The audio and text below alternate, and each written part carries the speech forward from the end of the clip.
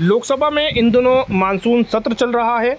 इस दौरान मोदी सरकार का पहला बजट पेश हुआ था, जिस पर पिछले 3 दिन से भाषण चल रहा है। लेकिन इस दौरान चंद्रशेखर आज़ाद, जो कि जिला बिजनौर के नगीना से सांसद हैं, उन्हें बोलने का समय नहीं दिया गया। चंद्रशेखर आज़ाद का कहना है कि उन्होंने समय मांगा था, लेकिन लोकसभा स्पीकर ओम बिरला ने उन्हें बोलने का मौका नहीं दिया। इसके विरोध में वह प्ले कार्ड लेकर संसद के बाहर नारेबाजी करने लगे। आखिर चंद्रशेखर आज़ाद ने सदन के बाहर क्या मुद्दे उठाए और उन्होंने सरकार पर क्या आरोप लगाया, जाने पूरी खबर। सीधी गोलियां लग रही है, तलवारों से काटा जा रहा है। राजस्थान में, उत्तर प्रदेश में कोई सुनने वाला नहीं है। हमने स्पीकर साहब से कहा कि हमें बोलने का मौका दो, तो कोई बुलवाने को राजी नहीं है। तो हम क्या करें पार्लियामेंट में?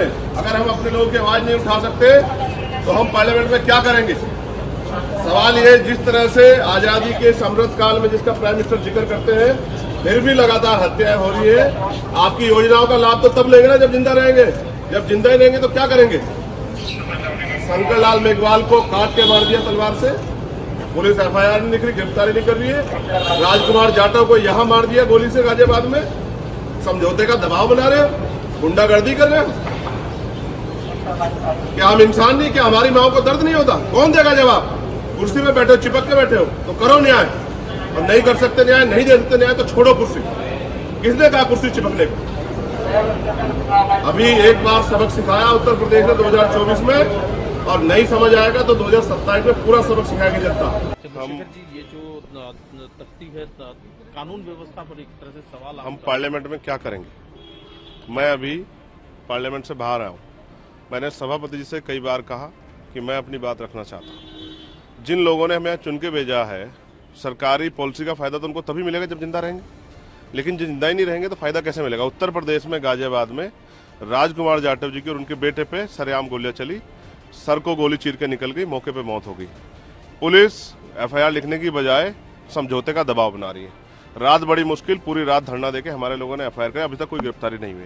2.5 साल की बच्ची को मेरठ में नोच दिया गया है, लेकिन किसी को फर्क नहीं पड़ रहा है। उसका परिवार रोता फिर रहा है, कोई सुनने वाला नहीं। उसका परिवार एविडेंस खुद इकट्ठे कर रहा है, बच्ची के कपड़े, खून से सनी हुई जगह और वो गड्ढे जहां उसको दबाने का इंतजाम था। कोई सुनने को नहीं उत्तर प्रदेश में। साथ साथ राजस्थान में कल जो हुआ है वो डरावना।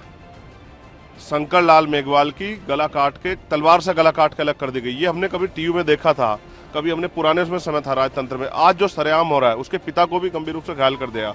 वो RML में किस तरह से जो है, एक RML में यहाँ है और एक दूसरे वहीं राजस्थान में अपना इलाज करा। ये जो दुर्दशा हो रही है, हम क्या करेंगे पार्लियामेंट में अगर अपने लोगों की आवाज नहीं उठा सकते हैं?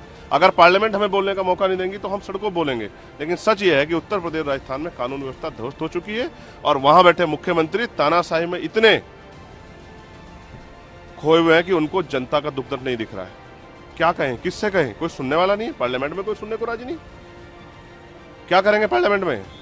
क्या फायदा हमारा पार्लियामेंट में अगर हम दलितों के दमन पे आवाज नहीं उठा सकते? ये गुंडागर्दी की सरकार, इसी का सबक 2019 में, 2024 में उत्तर प्रदेश की जनता ने भारतीय जनता पार्टी को सिखाया और आने वाले कल में और सबक सिखाया जाएगा। अगर कानून व्यवस्था अच्छी नहीं होगी, बहन बेटियों की रक्षा नहीं होगी और दलितों पर जो जुल्म हो रहा है वो बंद नहीं होगा, तो इससे बुरे परिणाम होंगे। ये बात मेरी आप याद रखना। और अंदर बैठे जो लोग हैं वो ये ना समझे कि हमारी संख्या नहीं बढ़ेगी। आने वाले कल में हमारी संख्या बढ़ेगी और अगर संख्या के आधार पर बोलने का मौका मिलेगा तो हम अपनी संख्या बढ़ाएंगे, लेकिन ये जुल्म हम लोग बर्दाश्त नहीं करेंगे। मेरे सीने में आग लगी है क्योंकि मेरे लोगों को मारा जा रहा है। मैं क्या करूं? यहाँ कोई सुनने वाला नहीं, ना यहाँ कोई सुनने वाला, ना बाहर कोई सुनने वाला। और इस गुंडागर्दी की सरकार का अंत निश्चित है। ये बात उत्तर प्रदेश के मुख्यमंत्री जान ले। आप जो कर रहे हैं, चाहे नौजवानों के पेपर लीक हो, चाहे बहन बेटियों का अपमान हो, चाहे आपकी गुंडागर्दी, तानाशाही, घोटाले 69 शिक्षक भर्ती में, इसका खामियाजा जो है भारतीय जनता पार्टी को और आपको दोनों को भुगतना पड़ेगा। चंद्रशेखर जी, कानून व्यवस्था की आप बात कर रहे हैं। उत्तर प्रदेश सरकार ने एक फैसला किया था और उसे भी व्यवस्था का हवाला दिया था, जिसको लेकर के सुप्रीम कोर्ट ने रोक लगाई थी। कांवड़ यात्रा का मैं जिक्र कर रहा हूँ। आज पिटीशन दायर करते हुए उत्तर प्रदेश सरकार अपने फैसले का बचाव कर रही है। वो कह रही है कि ये ट्रांसपेरेंसी बरकरार रहे, इसके लिए ये किया। जो भर्ती आ रही है उसमें भी ट्रांसपेरेंसी रख लो। 69 शिक्षक भर्ती में 20,000 पदों का घोटाला किया है, 6,800 नियुक्तियां आपने जारी की थी, उसका भी, उसमें भी ट्रांसपेरेंसी रख लो। कहाँ का ट्रांसपेरेंसी रखोगे? ट्रांसपेरेंसी सिर्फ जो है दलितों, पिछड़ों, मुसलमानों बांटने में नजर आती है, उसके अलावा नजर आती है। मैं फिर आपसे कह रहा हूँ, अगर सुप्रीम कोर्ट नहीं होता तो शायद उत्तर प्रदेश सरकार कभी ये मान पाती कि उन्होंने जो फैसला किया था, उन्होंने जो ऑर्डर पास किया था वो गलत था। ये मैं कह रहा हूँ, इसको ये निहायत सड़े हुए गुंडई के फैसले, इनका जो है इंतजाम उत्तर प्रदेश की जनता करने जा रही है। और आप देखना उपचुनाव में भी सूर समेत सबक जो है भारतीय जनता पार्टी को जनता सिखाएगी।